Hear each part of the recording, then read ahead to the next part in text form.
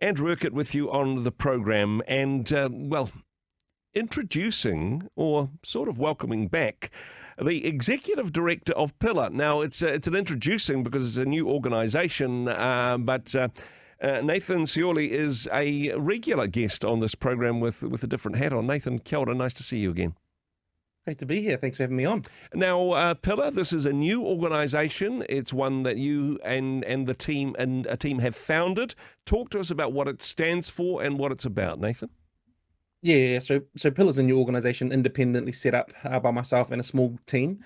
We're still in the civil liberty space, but with a broader remit than what we were previously doing. And Pillar effectively has two meanings, but stands for civil liberties. But the sort of the inspiration was restoring the pillars of democracy. Okay. But it's also an acronym for protecting individual life, liberty, and rights. Which spells And Pillar. we're just excited to help Kiwis. Yeah, I'm glad that worked. That you've got the metaphor, you've got the acronym, you've got both of those things working together. It's a bit of a God moment, really. Now, I know for you personally, faith is an important motivator of what you do. Is there a faith component to Pillar? Is that part of where you sit?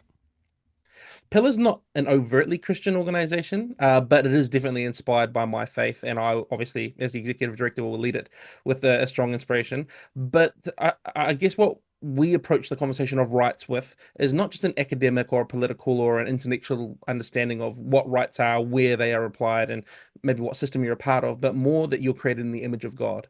So we really find that the interpretation of rights that works best for us in our work is everybody, whether they believe in the Christian faith or not, are image bearers of God. They're created in the Imago Dei. So that's why we believe that they are entitled to and imbued with and irrevocable of those rights. So, Pillar, now put this in context. You were part of the team at Free Speech Union you were a core part of the team there, and certainly complementary to the work of Free Speech Union. How is it different? How is it complementary? How would you compare Pillar to FSU? Oh, the Free Speech Union has been incredible and done amazing work in New Zealand, and I've been really proud to be a part of that. I looked at the landscape that we were a part of and just saw so many other issues that I wanted to be able to engage. Mm-hmm. At the Free Speech Union, obviously, we had a very tight remit for very clear purposes, and it was quite successful because of that. But some of the activity, some of the processes that we were implementing, I saw being really beneficial in some of these other conversations and these other fights as well. So that was part of the inspiration to step aside from just the speech remit. Because I was inspired by what we could achieve with FSU. But I just think that we need more people in this fight, that we need more hands making this light work. So that's why. So it will be complementary, although being independent, and hopefully we can make some real change in the nation.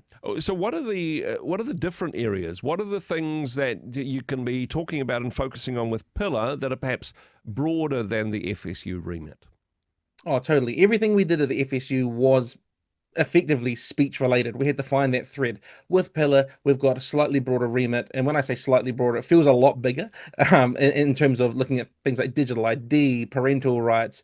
We're looking at foreign interference is a big one. Mm-hmm. A lot of these issues are just on the periphery of what the Free Speech Union is interested in, able to touch, willing to engage in, but I see them as core threats to our freedom as well. Yep. So a big one at the moment that we're obviously leaning into is the under 16s ban that's being pushed for social media. There's an argument there that really infringes on our freedom and privacy, and that's something that the FSU probably isn't able to touch on as much as what I would be able and keen to do. So FSU is speech rights. For you, it's rights more broadly and it's freedom more broadly. I mean, that's a lot of work for one organisation. And I imagine it would have been tempted to go, well, hey, I've got a great gig here with FSU. They're a great bunch of people to work with, and certainly some exciting things happening in that space. A bit of a bold move to say, but yeah, I feel a sense of calling to go broader than this. I mean, it would have been, I imagine, pretty tempting to say, yeah, but this is really good. What led you to, I suppose, to have the boldness to take this step to start a new organisation, Nathan? Yeah, you're so right. It would have been super easy to stay at the Free Speech Union and continue to just kick goals that were making a difference.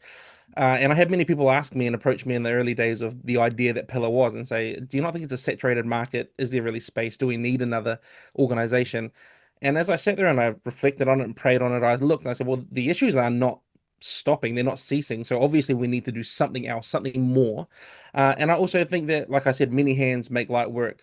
Free Speech Union does an incredible job on speech, but when it comes to things like freedom of religion and conscience and intellect and inquiry, and especially the right to privacy, there was just so much we weren't able to do. So inspired by a need, inspired by also a desire to serve the community. Like I said, we're not a Christian organization, but I've come to realize that servant leadership and humility is what's going to make a big change in this space, Yeah. which are deeply Christian values. So wanting to be able to do that a little bit more intentionally and a little bit more overtly without necessarily going fully fledged Christian organization is what I was keen on achieving through Pillar. But freedom of religion, that's part of the mix, right? And perhaps something that you can address more broadly with Pillar, perhaps not as much with Free Speech Union. Would that be fair?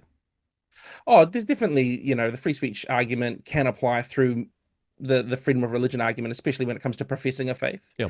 But things like I would see the church's involvement in, for example, an issue like the Treaty Principles Bill is something that I would have probably spoken up a little bit more about as Pillar than I was able to with the Free Speech Union.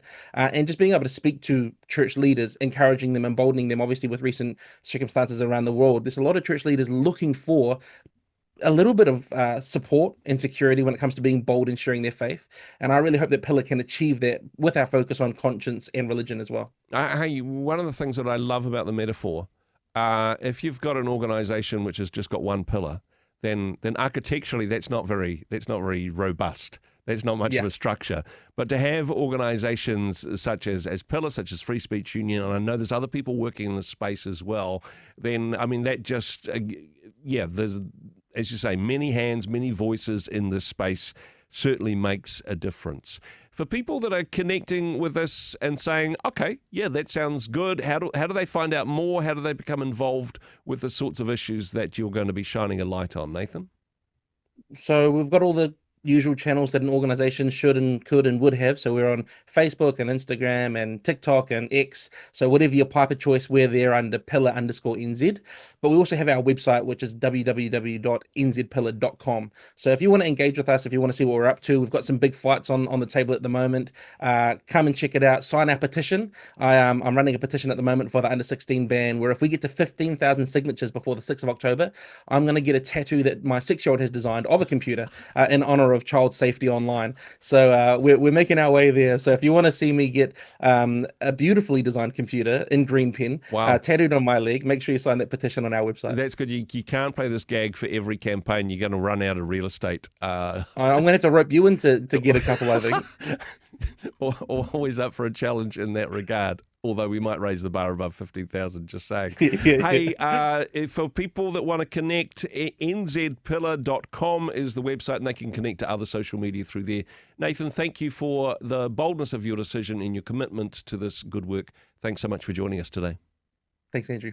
Hey, thanks very much for joining us in the Rhema studio. Thanks very much for watching the interview. It's kind of nice to have an audience, actually. And if you did like what you watched, then do give us a like, do give us the thumbs up. And if you'd like to see more interviews like that one, or perhaps even better, subscribe and those interviews will come straight to you. Don't forget to turn on your notifications, and we'll see you in the next one. Cheers.